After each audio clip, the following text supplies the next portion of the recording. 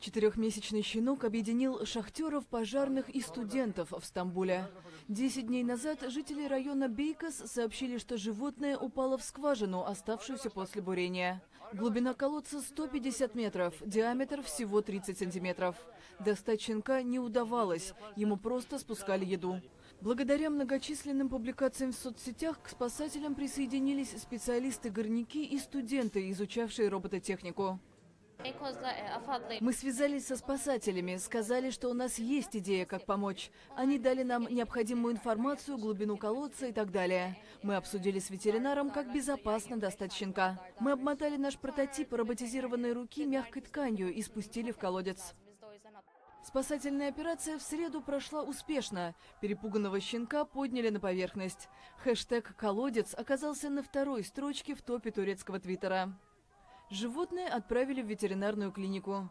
Убедившись, что щенок не пострадал, врачи передали его пожарным из районной бригады. Теперь счастливчик будет служить их талисманом.